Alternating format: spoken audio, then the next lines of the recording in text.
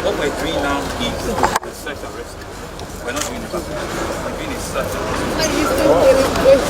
Do you still believe that people in there alive? Medically, it's possible. Medically. Good afternoon, gentlemen of the press. First, let me start by expressing my deepest condolences to the families and loved ones of people that might have been involved in this very unfortunate, tragic, monumental national loss. This is an event that could be described as a clear national disaster. This is an event that one can say that indeed mistakes were made from all angles, and this is an event that truly, really should not be happening in a modern day city like Lagos. Secondly, I want to also thank and commend all of the first responders, the very gallant men that have been here for almost 2 days now, that have also been working to see how they can bring as many survivors as possible. It's been a very, very difficult journey for all of them, and our government certainly want to put on record that we appreciate their work and will continue to ensure that whatever needs to be done to get to the root cause of this will certainly be done. So what are the things that also have happened in the last almost 48 hours?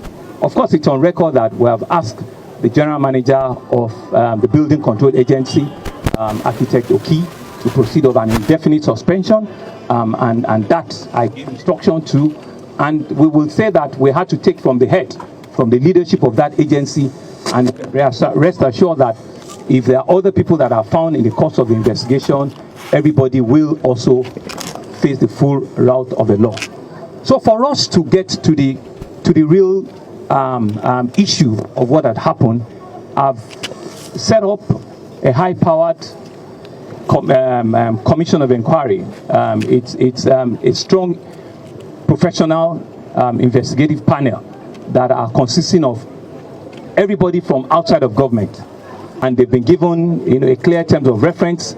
Right, later today I will be meeting with some of them and will identify where they're going to work from, and we're going to give them a 30-day assignment for them to wrap up and tell us indeed, professionally, what had gone wrong here and who are the culprits and what do we need to do. I'll be signing an executive order in another 1 hour to give legal backing to their composition so that they can start work immediately and turn out a report not later than 30 days. The other thing that we have that we've also set up here is we've set up, a very strong empathy-driven medical base. Unfortunately, what we've seen in the last 48 hours is that we do not have the manifest of everybody that was on site, which is against the law.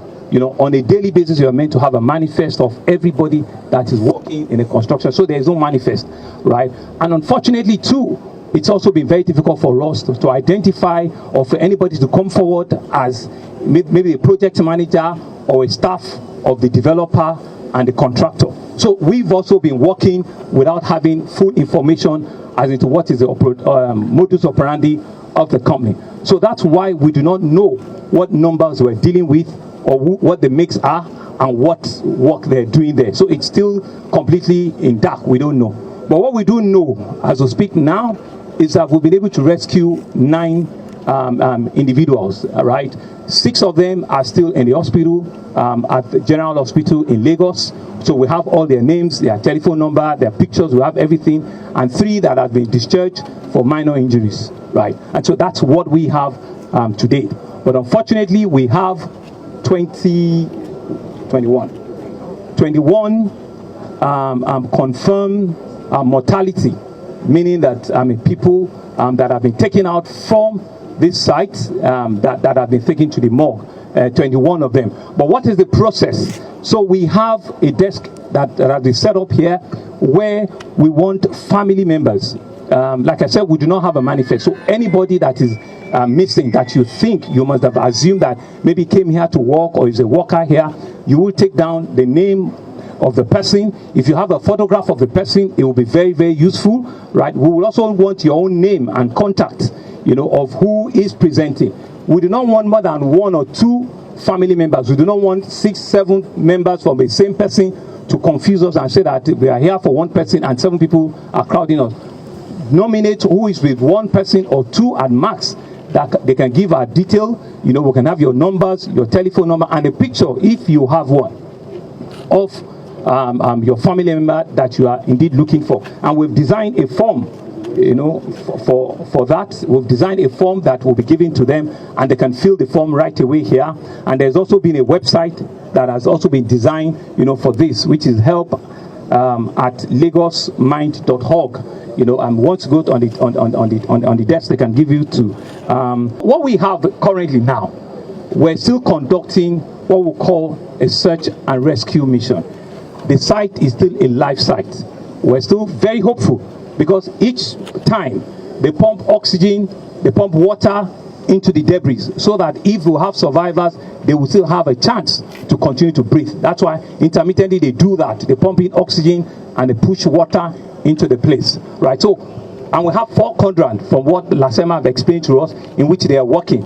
And momentarily they will stop operation, and they have the equipment in which they will need to pick sound, if any, and they will do that for about 30 minutes or so before they go, back at work again, and continue to do a search, and rescue. We do not know when this will be completed. We don't know how long it's going to take, but I can assure you that we'll have enough resources, we have enough men to continue to stay there for as long as it takes, until, we can indeed rescue the last person out of the place. Hope is what is in short supply, but hope is what we all require right now. And so we need to be strong in hope and believe that indeed our loved ones are there, and they can still have oxygen to breathe.